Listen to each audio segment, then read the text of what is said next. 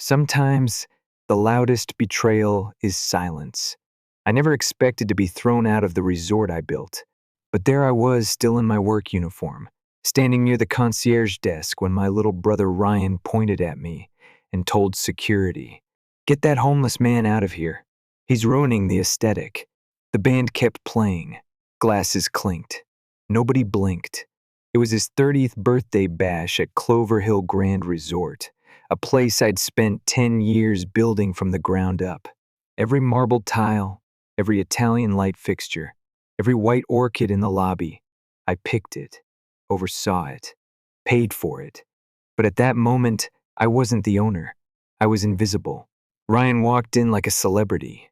Glittering suit, arm wrapped around Sierra, his influencer girlfriend. His entourage looked like they stepped off a red carpet, not into my resort. I didn't even get a hello, just that line. That finger. I caught a glimpse of Melissa, my events manager, frozen mid-step. She mouthed a silent, "I'm sorry," and rushed to fix what she thought was a misunderstanding. But it wasn't a misunderstanding. It was a message. I walked into the banquet hall just long enough to confirm my worst suspicion. My parents were in on it. Linda, my mother, was sipping wine in a dress I bought her. George, my father, nodded absently when he saw me. No shock, no apology, just indifference. Then Ryan raised his glass, all charm and sparkle. Tonight wouldn't be possible without my big brother Nathan, who quietly sponsored this whole event, he announced, as the crowd roared in applause.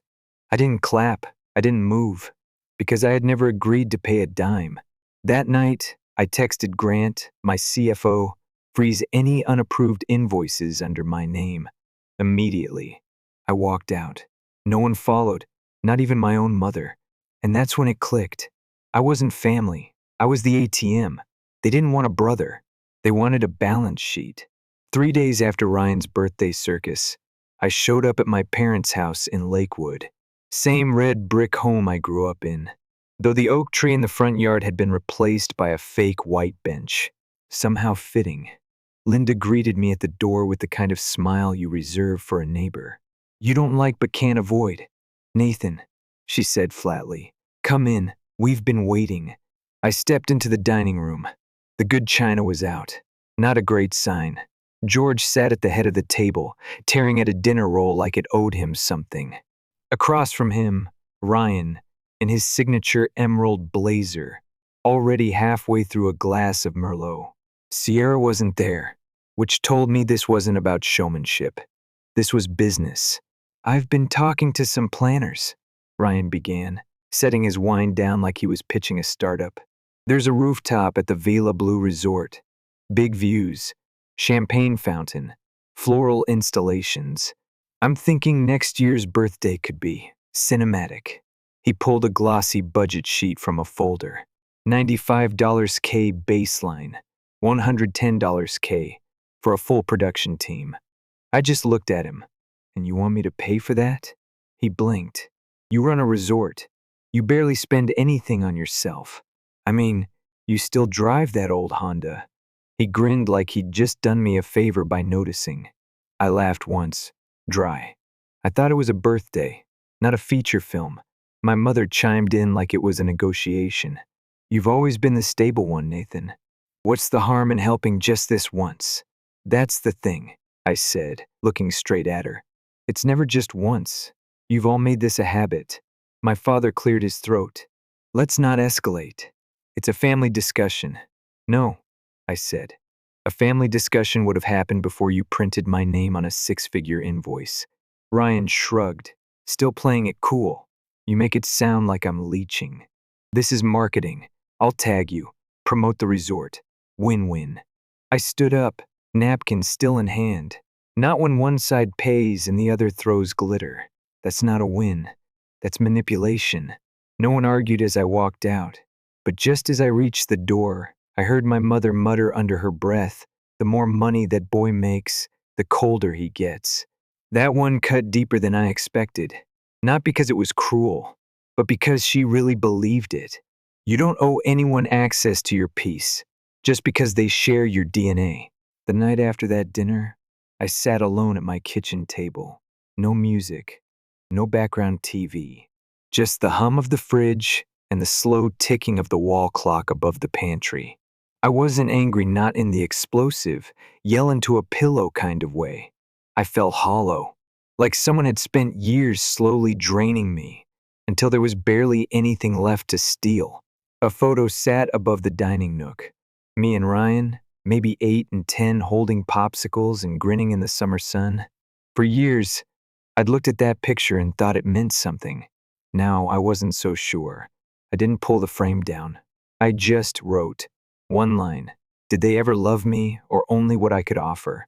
Another. If I lost everything, who would still show up? I didn't have answers. But for the first time, I was done pretending the questions didn't matter. The next morning, I messaged my attorney. Need a full review of personal assets. Urgent. Confirm no one has signing authority on my behalf. It wasn't spite. It was preparation. The emotional umbilical cord I'd let my family tug on for years, guilt, duty, legacy, was being severed. Quietly. Precisely. That afternoon, while I was reviewing quarterly projections at Clover Hill's rooftop office, Grant, my financial assistant, knocked once and peeked in. "You've got a visitor," he said cautiously. "Who?" I asked, already suspicious. "Linda," he whispered. "She won't wait in the lobby." Of course she wouldn't. "Send her in." A moment later, she breezed through the glass door like it was her own kitchen. Beige trench coat, oversized purse, and a Tupperware container held like a peace offering. "I brought your favorite," she smiled. "Banana bread. Same cinnamon recipe. I didn't touch it." "What brings you here, Mom?" She placed a cream envelope on the desk, like she was handing me a party invitation. "Ryan's event files. I thought you should look over them." I opened it. 3 pages, stamped by a company called Valora Ents. Right in the middle, highlighted in pink marker, primary sponsor Nathan Blake, $112,500. Confirmed. I looked up slowly. Serum by who? She didn't blink. "Ryan can't afford this. Your father and I are retired. You're the only one who can help." "Help?" I repeated, voice sharp. "You mean fund, without consent?" Again. She exhaled in that patronizing way people do when they think you're being unreasonable. "You're the eldest, Nathan, the responsible one. It's natural." "No. What's natural is asking, not planning an event with my name as the sponsor and dropping it on my desk like it's a dry cleaning receipt." She smoothed the edge of her coat like she was straightening her conscience. "You're successful. Ryan's still finding his way. He needs this. And I need boundaries," I said, rising to my feet. "And respect." She remained seated. "You've become so cold, Nathan. Maybe. Or maybe I've just stopped mistaking guilt for love." I opened the fridge, shoved the banana bread inside, and shut the door. "What are you doing?" "Freezing it," I said flatly. "Where numb feelings belong." Then I looked her in the eye. "I'm not signing anything. I'm not paying a dime. If Valora needs clarification, they can speak to my lawyer." Her expression soured into disbelief. "You'd let your brother's celebration fall apart over paperwork?" "No," I said calmly. "I'll let it fall apart because none of you respected me enough to ask before making me pay." She left without another word. Not even a fake goodbye. Just the heavy trail of her perfume and a pile of fraudulent expectations. I took the event forms and filed them in a red-labeled drawer. Evidence. 2 days later, Grant walked in holding a thick manila envelope. "No knock. Express delivery," he said, placing it in front of me. "From Sierra's assistant." I raised a brow. "Sierra?" "Label says urgent. Nathan Blake. Personal and financial." I didn't need to open it to know what it was, but I did anyway. Inside, a luxury booking contract from Aria Sky Lounge, one of the priciest venues in the city.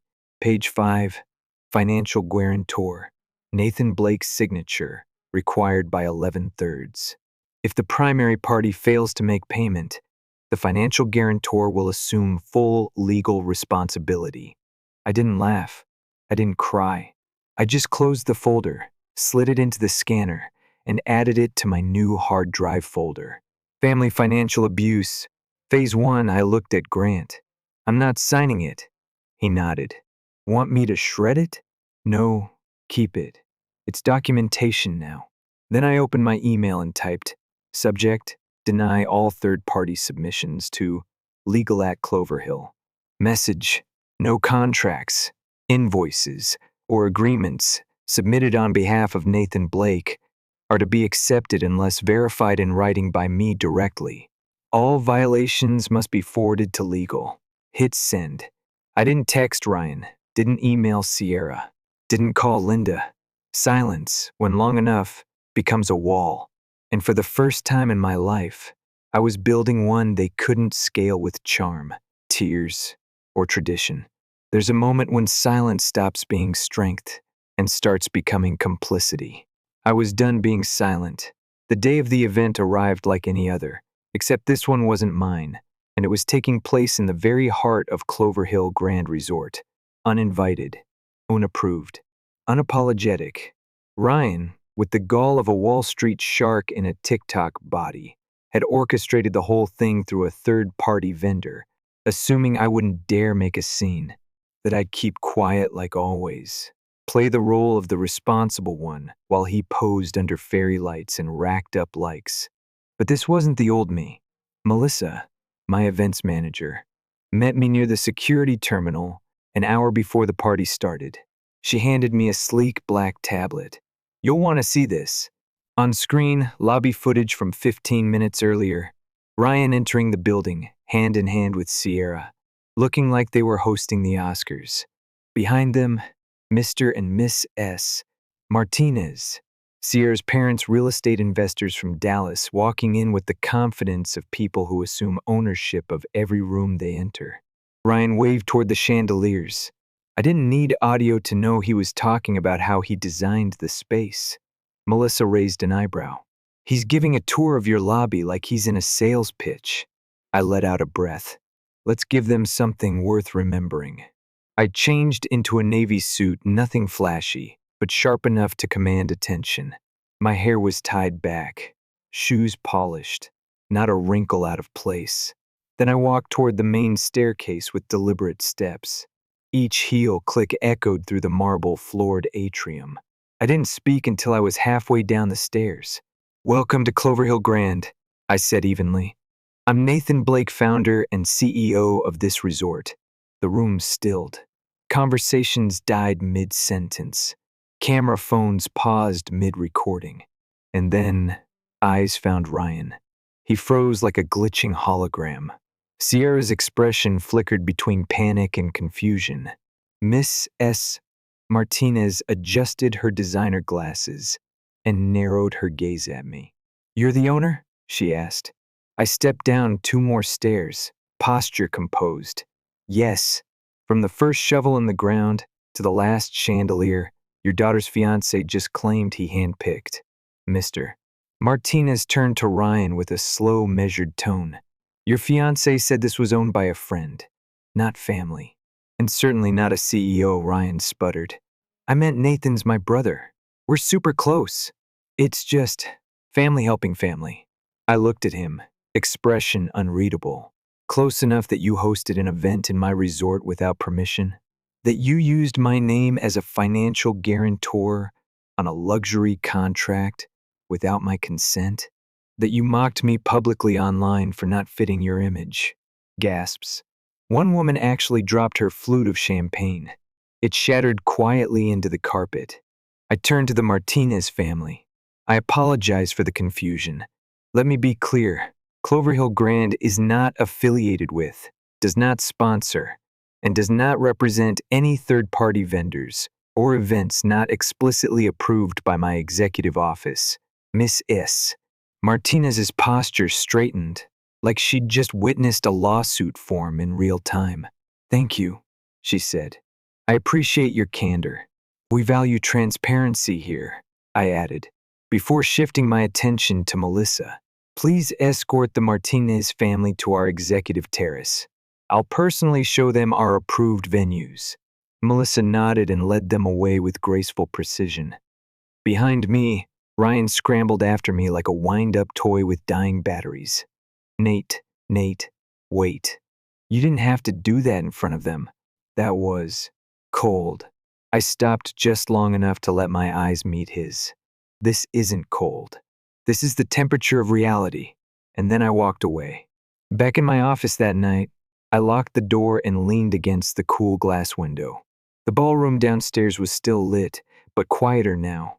Fewer guests, less energy. No one came to apologize. No calls, no texts.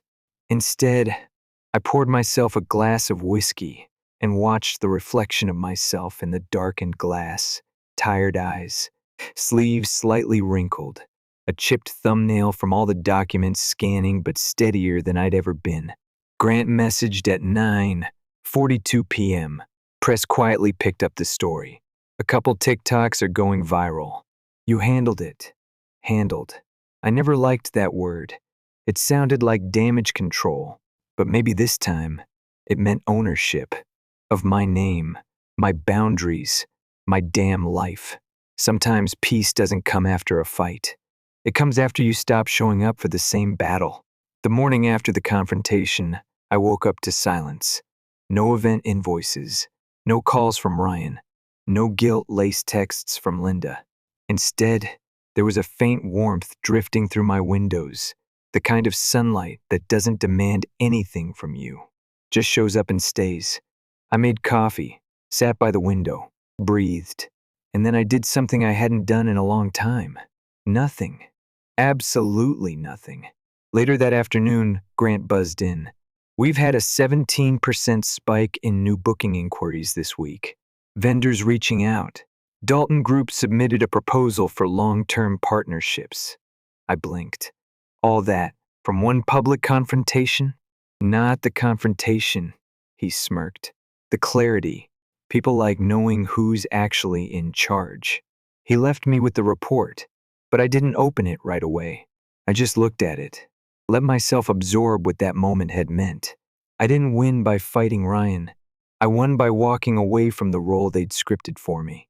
A few days later, I was driving through West End and slowed near an old building I hadn't seen in years. My first apartment. The tiny one-bedroom I lived in while juggling night shifts and building Clover Hill off savings and takeout meals. It's a bakery now. Bright yellow awning. Little chalkboard sign out front with a smiley face, and the words, breathe and eat pie. I didn't stop. I just smiled and kept driving. No pang of nostalgia. No sadness. Just a sense of distance like that version of me had finally been released. The silence that followed wasn't empty. It was restorative. My mother sent one last email. No subject line. No greeting. Just, you may not agree with how Ryan behaved, but humiliating your brother in front of his fiancée. E's family was cruel. Being the older sibling means sacrificing. Sometimes even when the other doesn't deserve it. That's what keeps families together. I didn't respond. I didn't even draft a reply. Instead, I saved it into my private folder under a new label, Emotional Manipulation, Phase 2, because I finally understood something. When someone weaponizes family to excuse disrespect, they're not upholding tradition. They're disguising control. 2 weeks passed. I didn't hear from Ryan. No apology, no explanation. But I did see something I didn't expect. Melissa walked into my office holding her iPad. No knock, just a look on her face that said, brace yourself. On screen was a TikTok, a raw one, no filters, no party lights, just Ryan sitting in Linda's pale living room, looking like he'd been crying. I was selfish. I relied on people to clean up behind me. I thought being the fun one meant I could avoid consequences. Nathan didn't deserve what I did. I owe him a lot more than an apology. I stared at the screen, then out the window. I didn't feel satisfaction. I didn't feel pity. I felt light. like something heavy had quietly detached from me. Clover Hill kept growing. The Martinez family reached out with a formal apology. We didn't partner, but their message was respectful, and that was enough. The resort expanded to new properties. I stopped taking calls after 8 p.m. I started drawing again, nothing fancy, just charcoal sketches in the corner of my home office. I picked up running, switched from whiskey to herbal tea. Small things, but mine. One Saturday, I found myself sitting on the back porch of my house with a glass of red wine, watching the sun slip behind the trees. I wasn't thinking about Roy, or event contracts, or social media slander. I was thinking about peace, real peace. Not the kind that comes after an apology, but the kind that grows when you start treating yourself like someone worth protecting. And that's the lesson no one teaches you when you're the dependable one. You learn it the hard way, in silence, alone. But when you finally get it, really get it, it changes everything. I still love my family. I just don't owe them access to my life. And that's not bitterness. That's clarity. That's freedom. Story 2. I'm Lena, 27F, and I've been sitting on this for a while, unsure if I was overreacting or just finally fed up. But after everything that's gone down recently, I figured it's time to put it all out there. Maybe someone else has been through something similar, or maybe I just need to vent into the void. This story centers around my older sister, Maya, 31F. She's always been the star child in our family, the loudest laugh at the table, the first to win awards, the one who somehow managed to make straight, as while being head cheerleader. Basically, if there was a spotlight, Maya found her way into it. I don't say that bitterly. At least I didn't used to. I was the quieter one growing up. Not shy exactly, just less. Less noticed, less celebrated, less everything. While Maya was out winning over the room, I found comfort in quieter forms of self-expression art, sketching, and eventually, makeup. What started as a teen obsession with YouTube tutorials became something deeper. Makeup helped me feel confident. Not in a look at me way, but in a this is me kind of way. By college, people knew me for it. Friends would ask me to do their looks for events, and compliments became common. It wasn't about vanity, it was art, expression, identity. And for the first time, I wasn't just Maya's sister. I was Lena, and people saw me for who I was. Maya noticed. Oh, she never came right out and said it, but the little digs started slipping in. Whoa, going heavy on the eyeliner today, huh? That's a bold look for brunch. It was subtle, passive-aggressive, and definitely intentional, but I never bit back. I figured it was her insecurity, not mine to manage. Things really exploded earlier this year when Maya got engaged to her longtime boyfriend, Eric. Wedding planning took over every conversation. My mom basically moved in with her to help with floral arrangements and centerpieces. I was kept in the loop via group chats, barely, but I didn't complain. I was happy for her, even if the usual family dynamic hadn't changed. Maya front and center, me somewhere in the background. Then came the ask, or more like the demand, wrapped in a passive small favor. At a family dinner, Maya pulled me aside and said, as if she were commenting on the weather, "Hey, so, for the engagement party and wedding, can you tone down your makeup? Just keep it really natural. I don't want anything too distracting." I stared at her, waiting for a laugh. It didn't come. She was dead serious. I asked her to clarify, and she basically said she didn't want me pulling attention on her big day. Let me be clear. I wasn't planning to roll up in a rhinestone smoky eye and red glitter lips. I just wanted to look like myself. But apparently, even that was too much. I left that conversation stunned, hurt, confused, and honestly, angry. I brought it up to my parents, hoping for some sanity. My mom's response, "It's her wedding, just go along with it." My dad tried to play Switzerland. He said he could see both sides, but really, he was just trying to keep the peace. So yeah, if I pushed back, I'd be the villain. Again, I gave in for the engagement party. Wore minimal foundation, mascara, and a lip balm that was basically clear. It felt like going out without armor. The reactions were telling. Lena, are you feeling okay? You look different. I didn't recognize you at first. Maya, of course, glowed in the attention vacuum. She smiled and flitted around like she'd won a secret competition. She barely said a word to me. And then came the real kicker after the party. Maya pulled me into the kitchen and hissed that I still hadn't toned it down enough. People were commenting on how different you looked. That's still drawing attention, Lena. You don't get it, do you? That was it. I snapped. I told her flat out I wasn't going to change who I was to make her feel better about herself. She walked away, and things have been icy ever since. I turned to Reddit that night and laid it all out. The post blew up tons of comments. And while some suggested compromising for the sake of family, the majority said what I already suspected. This isn't about makeup. It's about your sister's need to always be the center of attention. And yeah, that hit hard. But it also made things clearer. Since then, Maya's ramped up the guilt tripping. She's accused me of trying to sabotage her wedding, said I always need to make everything about me, and has even gotten extended family involved. I've been called selfish, dramatic, and immature, all because I like wearing eyeliner. At a family dinner, she brought it up again loudly, saying, I was obsessed with being the star. I stood up, told her I wouldn't be attending any more wedding events if she kept dictating how I presented myself, and walked out. Dead silence. Since then, I've been fielding texts, calls, and dramatic monologues from family members taking sides. Maya says I'm ruining everything. I say I'm tired of shrinking myself so she can shine brighter. I just wanted to support my sister without disappearing in the process.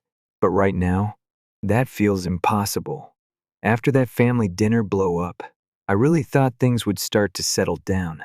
Maybe a little space would cool tempers. But nah, that would have made too much sense. The next morning, I got a call from my mom. Her tone was clipped and cold, way more serious than usual. She didn't waste time. You need to apologize to your sister and agree to her request.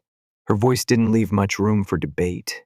I tried to explain how demeaning the whole thing felt, but she wasn't having it. According to her, weddings are stressful, and Maya deserves grace right now. Translation: suck it up or be labeled the drama queen. That wasn't a suggestion. It was an ultimatum. Later that night, my dad called. He was gentler about it. Said he didn't agree with Maya's request either, but hoped I'd keep the peace. He joked half-heartedly about how Maya had always been a little high maintenance. Yeah, that's one way to put it. I could tell he didn't want to be in the middle, but he was still nudging me to cave. Everyone was, except me. Meanwhile, Maya started blowing up my phone. Not long paragraphs, just daily jabs. Over and over. Still can't believe you're being this selfish. It's just makeup, Lena. Grow up. You're making everything harder than it has to be. It was exhausting. She even dragged up stuff from years ago, like how I always had to make everything about myself, as if I hadn't spent 2 decades fading into the background so she could shine. Then, the group chat attack happened. Out of nowhere, Maya dropped a long, dramatic message into our extended family thread. Didn't name me directly, but come on, everyone knew who she was talking about. It's heartbreaking when you expect support from people you love, and they make everything about themselves instead. Some people can't handle not being the center of attention. Within minutes, cousins and aunts jumped in. Most sided with her. I got hit with a flurry of "it's her big day. Just let her have it," and even one "some people never grow out of the rebellious phase." Thanks, Aunt Karen. Super helpful. I didn't reply.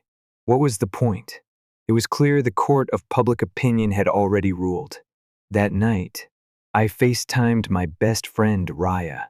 She's been my rock through all this. I don't know how she does it, but she always cuts through the noise. Her response? This has nothing to do with eyeliner, Lena.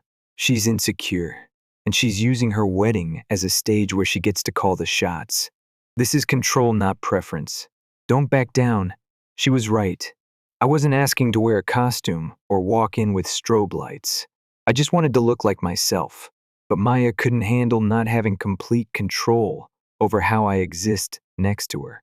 Still, I decided to make one last effort to keep the peace. The bridal shower was coming up. I wasn't planning to go, but I knew skipping it would only make things worse. So I sucked it up and showed up. I wore the most natural look I could manage. No eyeshadow, one coat of mascara, nude lip, barely their blush. If I'd worn any less, people would have thought I was sick.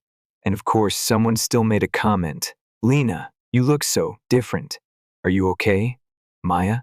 She didn't say much at first, just gave me a fake smile and floated around the room like nothing was wrong. I thought, maybe we'd get through the event without drama. Nope. Near the end, she pulled me aside. Her tone was sharp but quiet, like she didn't want an audience but still wanted to land a punch. "I asked you to tone it down. That eyeliner is still too much." I literally laughed. It was absurd at that point. I was wearing the most toned-down version of myself I could stomach, and it still wasn't good enough. I mumbled something like, "I tried," and walked away. Went straight to the bathroom and just stood there, staring at my reflection. Not upset, not crying, just tired, exhausted by the never-ending need to shrink myself so she could feel tall. After that, I was done. I went home and wrote another Reddit update, asking if I should just skip the wedding altogether. Reddit was clear, skip it. Hundreds of comments flooded in. People shared stories about controlling siblings, toxic family dynamics, wedding day ultimatums. Some told me Maya's behavior was straight up emotional manipulation. One comment stuck with me. "Your sister isn't asking for a compromise, she's demanding compliance. And the second you say no, she punishes you for it. That's not love, that's control." It hit hard, because yeah, that's exactly what it felt like. The next day, I got a private message from one of my cousins, Alyssa, who hadn't commented in the group chat. She said she thought Maya was being unreasonable, but didn't want to get involved. She told me she admired how I was handling everything, even if it looked messy from the outside. I really needed that. After that, I started thinking more about our childhood, how this all started. It wasn't just about makeup. It never was. Maya's need to control me had been there all along. At school plays, I was always cast in the background. Even when I auditioned well, Maya would accidentally end up with the spotlight. At holidays, she'd do this thing where she'd interrupt my stories to tell a funny version of them herself. Every time I tried to stand out, she'd pull the rug out from under me. This wedding stuff was just a more dramatic version of that same pattern. Then she texted again. This time, a compromise. She said I could wear makeup at the wedding if she got to approve the look ahead of time. She even offered to send inspiration pics. I didn't even reply. I wasn't a teenager asking for permission to go to a party. I was a grown woman. I wasn't going to submit a lookbook for approval like I was some kind of makeup criminal. She didn't take the silence well. The next morning I woke up to this in the family group chat. Just to clarify, Lena is no longer invited to the wedding unless she agrees to respect my very simple requests. This has been incredibly hurtful and disappointing. And just like that, I was officially uninvited. The chat went wild. Some relatives stayed silent. Some called me out. My dad sent me a quiet text, saying he was sorry it had come to this, and that he hoped I'd still consider patching things up. I didn't respond. I was done. I didn't ask for this war, but I wasn't going to surrender just to avoid being called difficult. Reddit had my back. My friends had my back.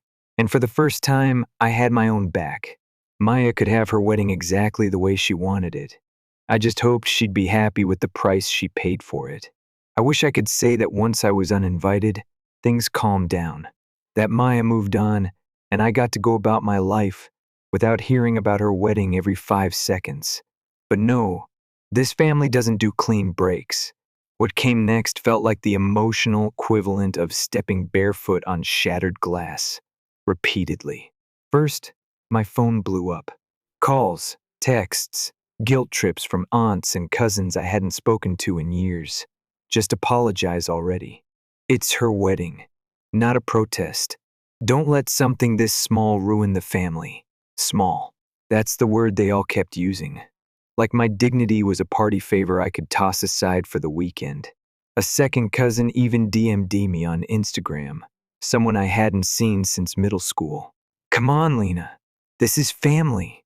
Yeah, family that wants you silent and dressed down so they can keep pretending everything's perfect. The only people who didn't pressure me were my friends and a couple of quiet allies in the family who messaged me privately. One cousin said, "Honestly, I wish I had the guts to stand up to my sister the way you did." Watching this unfold, it's opened my eyes. That meant more than I can explain. Then, Maya posted a photo from her wedding week on social media. Her caption? "Grateful for everyone who supported me through the noise." Some people just can't handle not being the star. No tags, no names, but we all knew. The comment section turned into a cheerleading squad. Lots of "you're glowing" and haters gonna hate. I stayed quiet. I wasn't going to get dragged into a comment war with people who only knew one side. Instead, I made a quiet post of my own. Nothing dramatic. Just a picture of my workspace, some makeup palettes, and a caption. There's nothing wrong with taking up space, especially when it's yours. I didn't name Maya. I didn't need to. People got it. 2 more cousins messaged me that night, saying they were sorry for judging so quickly. One even admitted she felt cornered into siding with Maya because that's just what the family does. The wedding happened without me. I spent that day watching movies with Raya, eating junk food, and honestly, I felt at peace. Not bitter, not sad, just free. A few days later, the wedding pictures started rolling in. I tried to avoid them at first, but curiosity won. Maya looked beautiful, of course, but something was off. In the posed shots, her smile was perfect, but the candids told a different story: tight jaw, glazed eyes, distant posture. One mutual friend messaged me. There was a lot of tension at the reception. People were whispering, wondering what had really happened. Guess the cracks were showing. Then out of nowhere, Maya's husband Ethan called me. We barely knew each other beyond surface-level pleasantries, so I was caught off guard. He said he just wanted to talk, that he understood things had gotten out of hand, that Maya had been stressed, and maybe she didn't handle it well. He asked if I'd consider meeting up for coffee to talk things out like family. I was polite, but I told him the truth. I wasn't ready. I needed time. He seemed disappointed but respected it. Meanwhile, something good finally happened. I got promoted at work. Senior creative consultant. New office, more money, and more importantly, respect. My team even surprised me with cupcakes and a custom makeup kit to celebrate. One of them said, "We love how you always show up like yourself. It's inspiring." That hit me hard, because for months, I'd been made to feel like who I am was somehow wrong. But here were people seeing it as strength, not a flaw. And then came the letter. A handwritten envelope showed up in my mailbox. Maya's name in careful cursive. I almost didn't open it, but curiosity got the better of me.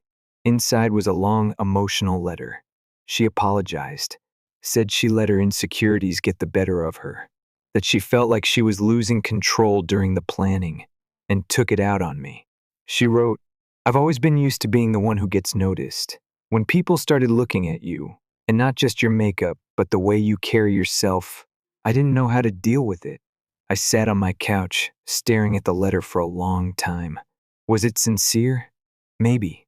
Was it enough? I wasn't sure. A week later, our dad convinced me to go to a small family BBQ. He said Maya would be there, but he promised no drama. I agreed, reluctantly. When I walked in, Maya came up almost immediately. She didn't make a scene, just asked to talk for a minute. In front of a few relatives, she apologized again, said she wished she'd handled everything differently. For a moment, I thought we were really getting somewhere. Then she added, "I just hope someday you'll find a balance with the makeup thing. It's becoming kind of a lot." Boom. One step forward, 2 passive-aggressive leaps back. I stared at her, took a breath, and said calmly, "I'm not changing who I am to make other people more comfortable. Not anymore." And I walked away. The BBQ turned weirdly quiet after that. Like everyone felt the tension but didn't know what to do with it. A few weeks later, I got a message from one of Maya's friends. She said someone had anonymously posted about a Bridezilla story in a local wedding forum. Didn't name names, but it didn't take much detective work to figure out who it was about. Apparently, the post described a bride banning her sister over makeup, causing family drama, and losing respect from half her guests. People were talking. Maya assumed I posted it, but I didn't. I hadn't even heard about it until that friend messaged me. Maya confronted me over text. "Was it you?" I told her no. She didn't believe me, but she dropped it. I later found out she'd been venting at work, telling people I was out to ruin her life. It was exhausting, but I didn't respond. I'd reached a point where I didn't have to fight every battle. Instead, I started channeling all of it into something better. I launched a blog. Nothing huge, just a place to share stories, tutorials, and thoughts about confidence and self-expression. I didn't expect much, but people showed up. The comments turned into a community. Women from all over shared their stories about controlling siblings, toxic family pressure, and the joy of finally showing up as themselves. The blog grew, slowly, then faster. I even got invited to speak on a local panel about beauty and identity. It felt surreal, like I'd taken something that used to be a source of conflict and turned it into power. And then, months after the dust had finally settled, Maya called again. Her voice was different, softer, calmer. She said she'd started therapy and realized how much of our tension came from her own issues. Not just with me, but with control, comparison, and fear. She asked if I'd meet her for coffee. I said yes. We sat for hours, talking, really talking. Not just about the wedding or the fallout, but about everything. Our childhood, the ways we'd hurt each other, the roles we were shoved into and never questioned. It wasn't easy, but it was honest. At one point, she said, "I used to think I needed to be the star, but maybe we were just supposed to shine differently." That stuck with me. Things didn't magically fix themselves after that, but we started rebuilding, slowly, carefully, with boundaries. A few months later, I got engaged. A simple proposal. Just me, my partner, and the ocean. No drama. Just love. When I started planning my own wedding, Maya offered to help. I thanked her, but told her I had it covered. She smiled and said, "Good, you've always known what you want." On the day of my wedding, she gave a short toast. Nothing flashy, just heartfelt. She ended it with, "To my sister Lena, who taught me that standing up for yourself isn't selfish, it's necessary. And that sometimes the brightest light comes from knowing who you are." It was quiet, honest, no barbs, no digs, just love. And for the first time in a long time, I believed her. So yeah, what started as a fight over makeup ended up reshaping everything. Our relationship, our family, and most importantly, me. Because choosing yourself shouldn't be a rebellion. Sometimes it's the beginning of peace. Story 3, I'm 35, single, and work full-time in finance, long hours, tight deadlines, and not much downtime. It's not glamorous, but it's stable, and I've worked hard to carve out a decent life for myself. I value my weekends like gold. Gym in the morning, brunch with friends, and maybe a book or two before I crash Sunday night. My younger sister, Marissa, is 30. She's a single mom of 2 under the age of 6 and has been since splitting from her ex about 3 years ago. She's doing her best working part-time, raising her kids, leaning heavily on our parents for help. I respect her hustle, but over time she started leaning on me more and more, especially for childcare. It started pretty innocently, a few months back. She called me on a Saturday morning in a panic. Her babysitter bailed, and she had an appointment. I didn't have plans, so I said yes. Her kids are sweet, and I figured, why not? One afternoon wasn't a big deal. Then came the follow-up asks. Just an hour while I take a work call. Can you pop by for the morning? Can they stay over for a bit while I go to a job interview? Slowly but surely, my free time started filling up with unplanned babysitting gigs. At first, I told myself it was temporary. I mean, she's family, and she was clearly overwhelmed. But it didn't stop. By the second month, I realized I was defaulting to yes, because it was easier than having the conversation I knew I needed to have. So finally, I set a boundary. I told her, kindly but firmly, that I couldn't keep rearranging my schedule every weekend. My job is intense, and I don't have the bandwidth to be on call. She said she understood. She didn't. The texts kept coming. Sometimes she'd try to frame it as quick help. Other times, she'd straight up guilt trip me, I just really need this one favor, or you're the only one I trust. It was like she heard me say no, but decided to interpret it as sometimes. Then came the real tipping point. Our cousin was having a birthday dinner casual, backyard vibes. I showed up ready to unwind, but somewhere around dessert, Marissa started venting about the lack of childcare options. And then, not so subtly, she brought up how some people in the family don't understand what it's like and aren't willing to help even when they could. Cue our parents nodding solemnly. Mom even chimed in with, you know, it would be nice if everyone pitched in more. Dad followed with, it's not like you have kids, you should be more available. I sat there with my mouth full of cake, silently screaming inside. I tried to keep it together.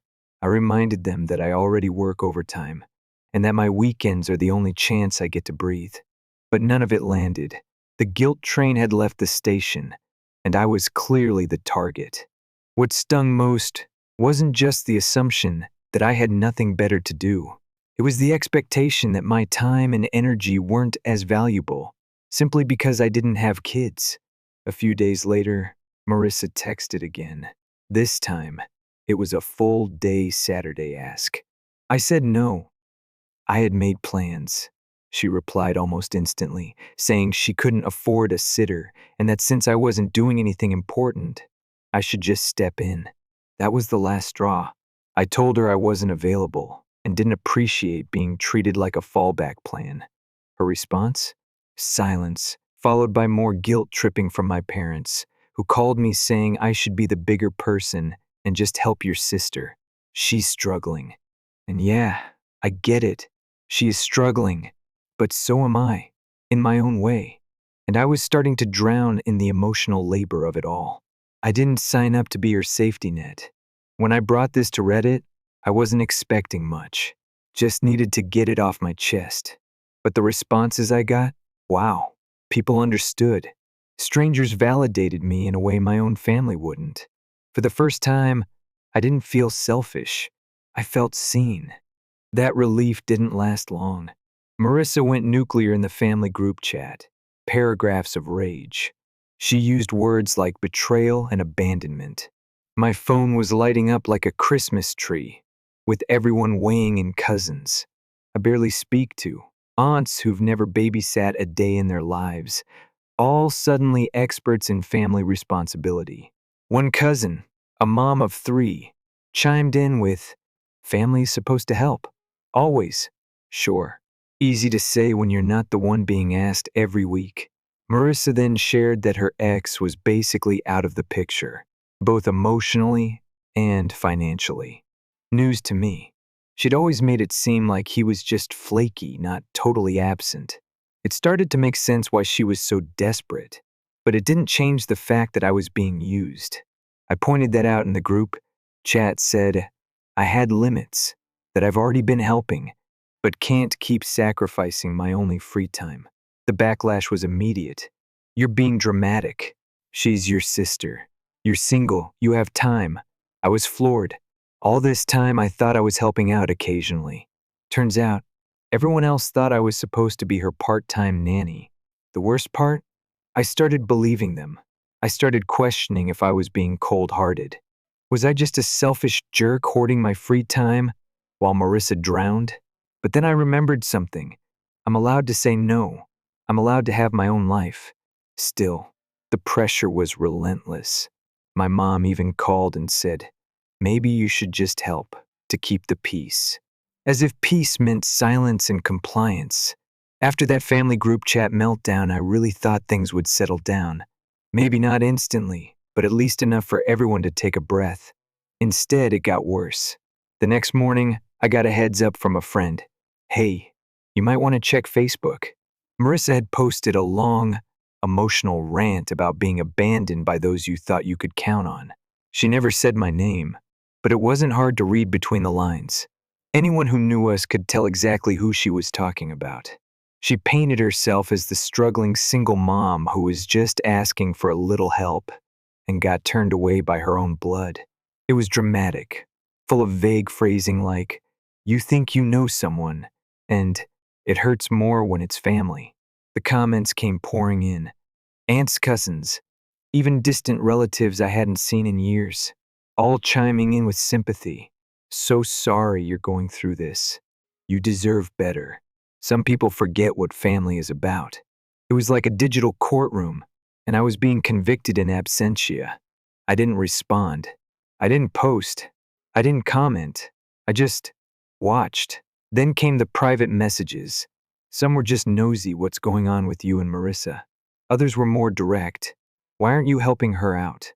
She's your sister. Come on. One even asked, don't you feel guilty watching her struggle? That one stung. I didn't reply to any of them. I wasn't going to defend myself in the same space where people had already decided I was the villain. What hurt the most wasn't the judgment. It was how quickly people were willing to believe the worst of me without even asking for my side. But Marissa wasn't done. She posted again, this time tagging me directly. A post full of heart emojis and tearful language. Never thought my own sister would turn her back on me. Some things you just never forget. And that was it. My phone exploded.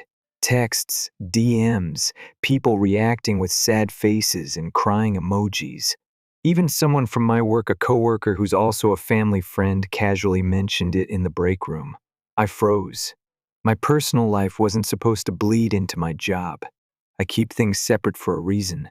I felt exposed, humiliated, angry. I wanted to confront her, ask her what the hell she thought she was doing. But I knew better. Public fights never go well, especially not when people are already watching like it's their favorite reality show. Instead, I called my parents. Maybe they'd be reasonable. Nope. They said they just wanted everyone to get along, that I should apologize to Marissa and try to patch things up. My mom actually said, just say you'll help out sometimes. Keep the peace. What's the harm? I reminded them, again, that I have a demanding job, a life of my own, and that helping sometimes had turned into something way beyond sometimes. Their response? You don't have kids. You wouldn't understand. That line felt like a slap. I tried to explain, again, that I wasn't refusing to help. I just didn't want to be the default option every time something went wrong. That maybe, just maybe, Marissa needed a longer-term plan instead of treating me like a Band-Aid. They didn't hear a word of it. I suggested very calmly that if Marissa needed that much help, she should consider paying me something. Not a full rate, just enough to show she respected my time. I figured it was a fair compromise. They acted like I'd just asked her to sell a kidney. Money? Really? You want to charge your own sister for babysitting? I said. It's not about money. It's about boundaries. They didn't get it, or didn't want to. That night, I vented to my best friend. She's seen the whole thing unfold from day one. She said something that stuck with me. They're not upset because you set a boundary. They're upset because they can't control you anymore. That hit deep. A few days later, Marissa crossed a line. I never thought she would. It was a quiet Saturday. I was halfway through my laundry and catching up on emails when the doorbell rang. I opened it, and there she was, standing with her kids, looking rushed and irritated. Before I could say anything, she said, I have an emergency. I'll be back in a few hours. She handed me their backpacks, kissed them on the forehead, and walked away. Just like that. She didn't ask. She didn't even give me a chance to say no. I stood there in shock as her car pulled away. Her kids were sweet and innocent, of course. They were just as surprised as I was. I had no idea what emergency she was talking about. She never called, never followed up, just vanished. I canceled my plans, called a friend to help out. We made snacks, watched a movie, kept the kids occupied, but I was fuming inside. This wasn't help. This was manipulation. When she finally came back, 5 hours later, she acted like nothing happened. "Thanks, you're a lifesaver," she said with a casual smile. I didn't even let her finish the sentence. I told her, firmly, that what she did was not okay, that you don't just drop your kids off without notice and expect someone to pick up the pieces. She shrugged. "I didn't have a choice. You always have a choice," I said. "But you keep choosing to dump the consequences on me." She looked offended, like I'd hurt her feelings by telling the truth. I told her if she ever did something like that again, I'd call the police. Not to be dramatic, not to be cruel, but because I had to protect myself. She left without saying much, just muttered something under her breath and slammed the door. The fallout came fast. My parents called that night, furious. Said I'd gone too far and threatening to involve the police in a family matter was disgusting. They accused me of being heartless, selfish. Said I was acting like I didn't care about family anymore. But here's the thing, I do care. I care enough to know when I'm being used. Marissa then sent me an ultimatum via text. Either you're here for me when I need it, or we're done. I sat with that message for a long time. And then I chose. I chose peace. I chose space. I chose myself. I didn't respond. Not right away. Instead, I called a lawyer friend just to ask, hypothetically, if what she did could be considered abandonment. He said yes, in certain contexts.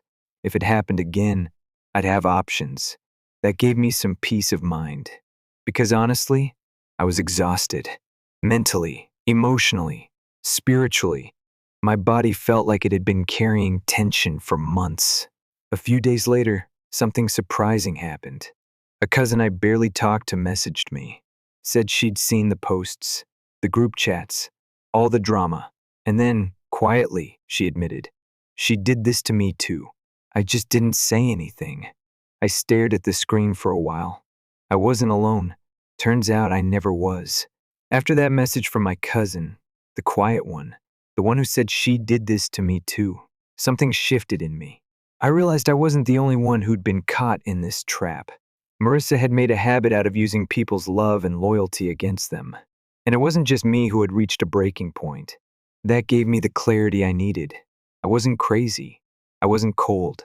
I wasn't wrong for setting boundaries. I was just the first one to say it out loud. A few days passed. No texts, no calls. The silence from my parents and Marissa was loud. But honestly, it was peaceful. Then came a Saturday morning. The sky was clear, the air was warm. I was getting ready to go for a run when the doorbell rang. I didn't even want to look, but I opened the door, and there she was. Marissa, same frazzled look, same rushed breath. The kids stood beside her, backpacks on again.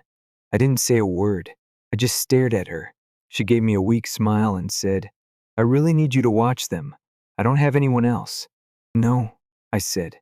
I said it gently, calmly, like it was just the truth, not an argument. She blinked, like she hadn't expected me to say it so plainly. "Please, I'm serious. I wouldn't ask if it wasn't important." I took a deep breath. "You didn't ask. You came here ready to leave them, again." She looked at the kids, then back at me. "I can't do this alone." And I said, "Then don't. Get help. Real help. A support system that isn't built around guilt and pressure." Her face twisted, hurt, angry, maybe both. "You're my sister." "I know," I said. "That's why I helped for as long as I did. But I won't be used. Not anymore." She didn't drop them off this time. She left, angry and muttering under her breath, but she took the kids with her. I stood there for a long moment, after the door closed, just breathing. Later that day, I got a call from my mom. No hello, no small talk. Just, how could you do that to your sister? I closed my eyes and leaned against the kitchen counter. I was so tired of this cycle. So I said, if the only way to stay close to this family is to ignore my own well-being, then I don't want to be close anymore. There was a pause. Then, I'm disappointed in you. I just said, I know. That was the last real conversation I had with them. I decided, then and there, to go no contact, at least for a while. I needed distance. I needed space to breathe, think, and live without being dragged back into chaos. I sent a message to the family group chat. It wasn't angry. It wasn't dramatic. Just a simple explanation. I've tried to help. I've been patient, but I can't keep sacrificing my peace to meet someone else's needs. I'm stepping away. Please respect that. Then I left the group. I blocked Marissa. The first muted my parents on social media. I unfollowed a few cousins who kept liking her pity posts. I deleted the photos from that birthday dinner, the one where this all boiled over. I went quiet, and the world didn't end. In fact, life got easier. I started sleeping better. I had weekends again. Lazy Sundays, morning hikes, solo movie nights. I went to therapy. At first, it felt strange, talking to someone who didn't know me or my family, but she listened. She helped me sort through the guilt, the resentment, the exhaustion I'd carried for too long. And something beautiful happened. I started feeling like myself again. Not the version of me my family wanted. Not the one who showed up with snacks and coloring books every weekend, but the real me. The one who likes silence in the morning. The one who reads historical fiction with a cup of chamomile tea. The one who doesn't owe anyone an explanation for existing on her own terms. A few months later, Marissa tried to reach out again, texted me from a new number. She said she missed her sister, said she wanted to put everything behind us. I didn't answer right away.